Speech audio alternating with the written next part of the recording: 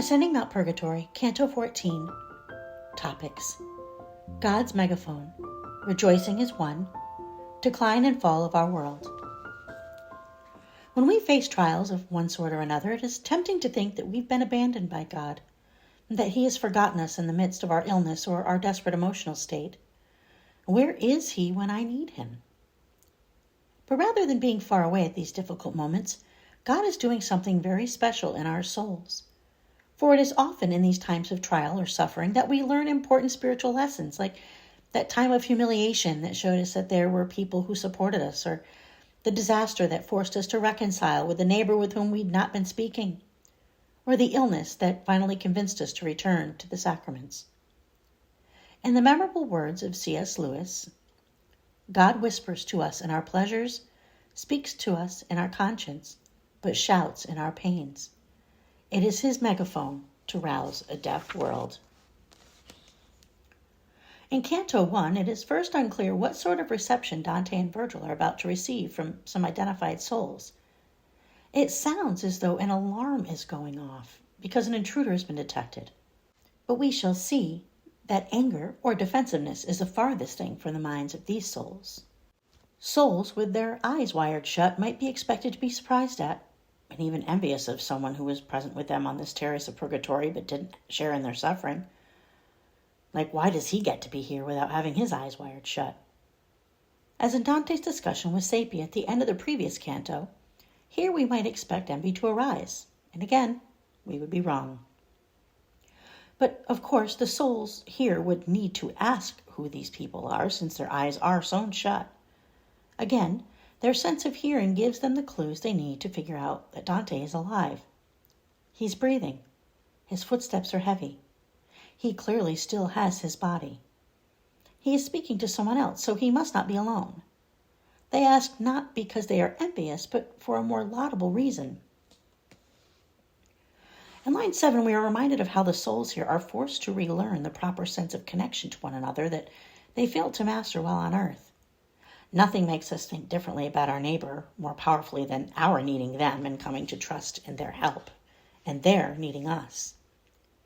Our humanity exalts at true and proper connection. It is sad that it often takes extreme circumstances to help forge those connections, because we so carefully avoid what we so desperately need. If one member suffers, all suffer together. If one member is honored, all rejoice together. 1 Corinthians chapter 12, verse 24 to 26. Human connection is not only something we need as social beings, it is an important element in our happiness. As human beings, we are part of an extended family. As Christians, we are members of the same body, the body of Christ. Since we are truly connected, what benefits one part benefits all of us.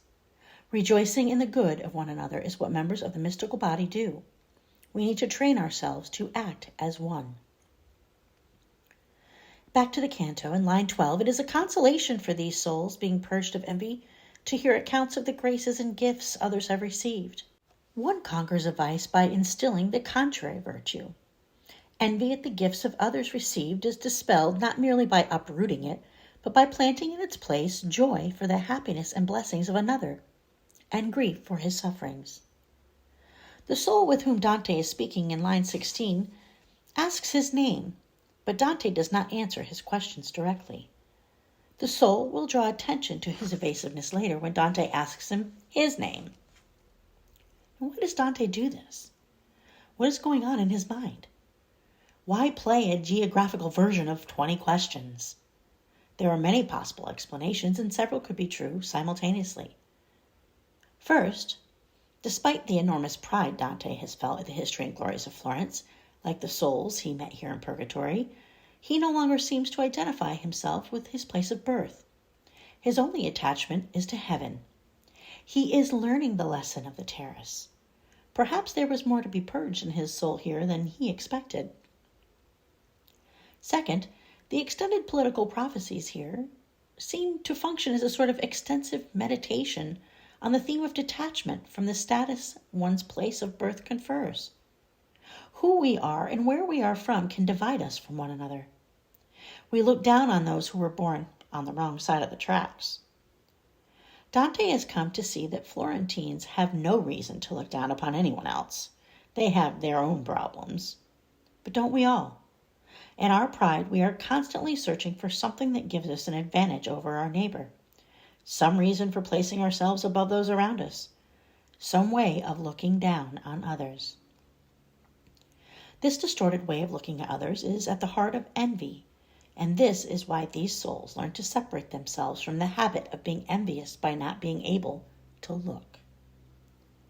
And third, for Dante, this envy concerning homeland is magnified by his status as a political exile. He would probably rather not have to admit publicly that he is an exile. His enemies are allowed to live in their homes and be surrounded by family and people and sites, but Dante, who took up a just cause, is forced to live out the remainder of his life in foreign lands. It just does not seem fair. Why shouldn't he feel frustrated to see them enjoying their possessions and their comfortable lives? Who would blame him for some envy? The souls in this terrace, gifted only with their hearing, pick up on Dante's inner conflict about his homeland. They know that there is some hidden wound beneath his hesitation. On earth, they would have been eager for the juicy gossip, and they might even have taken some satisfaction at his sufferings. But here, they show true compassion. They feel his suffering along with him. And their prophecies about the political struggles of Florence are a sort of validation of Dante's pain. They understand. They feel it along with him. It seems to be a fairly common aspect of growing older that we begin to see the world in which we had formerly placed so much youthful hope as becoming impossibly degenerate. How difficult it can be to watch society dramatically decline from its former glory. Living as a faithful soul on earth, and sometimes living faithfully in the church, seems to have as part of the job description the responsibility to look on while the world is going to hell in a handbasket. If we are concerned for the spiritual state of our neighbor, our country, and our church, how can that realization not hurt? Can we really be entirely detached from what is happening on earth when these events affect the eternal destiny of souls whom we are called to love? In line 37, one of the souls being purified here describes how everything is a mess in saying, "Virtue is like a viper to all men." It's that human beings hardly seem human anymore. We are presented here with an extended metaphor about one nature being transformed into a lower one, as though by sorcery.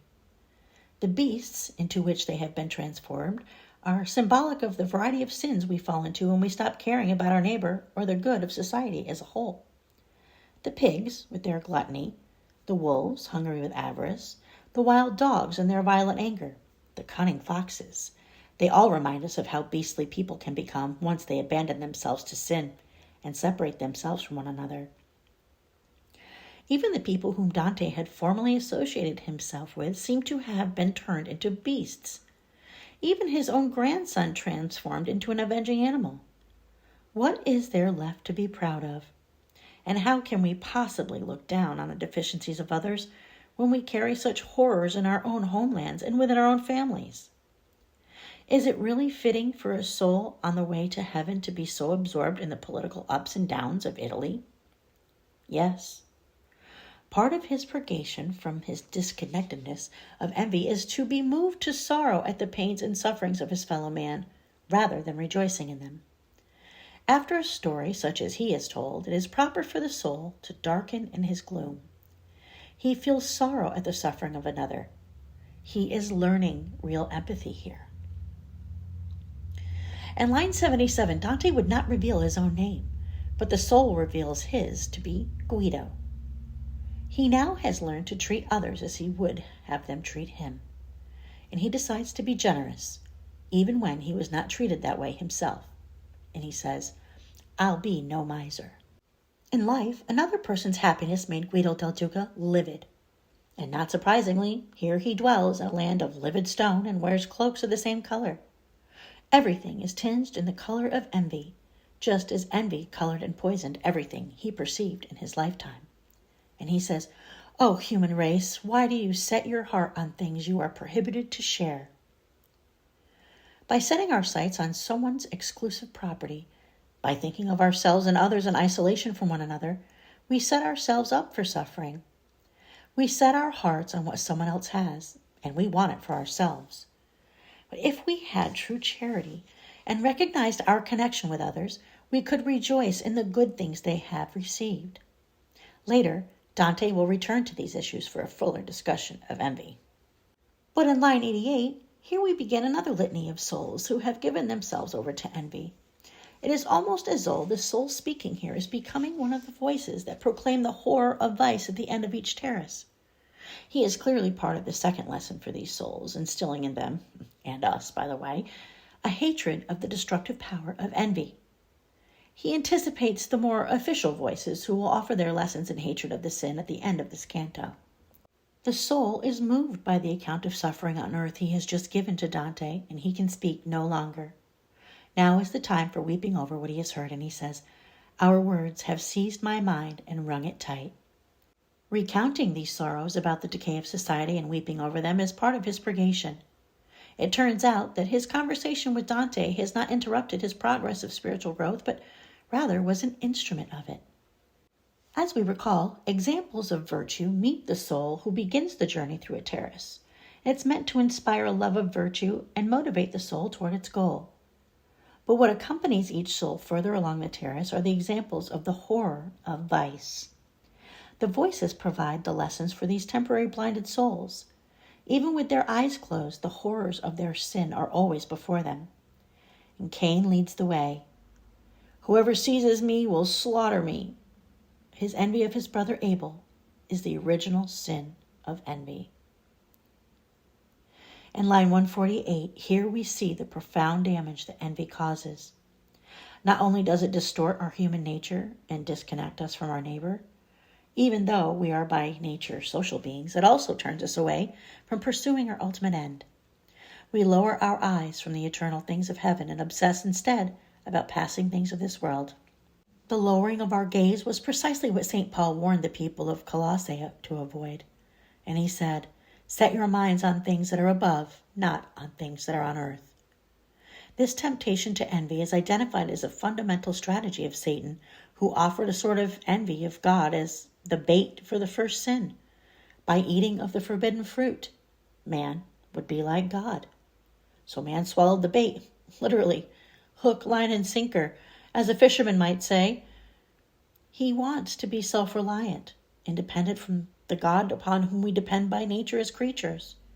And we resent the demands he makes of us as unwarranted, as intrusions into our freedom, forgetting that God makes these commands for our sake, to lead us by means of them towards our true happiness. And resenting someone who is willing to die for our happiness is the ultimate folly.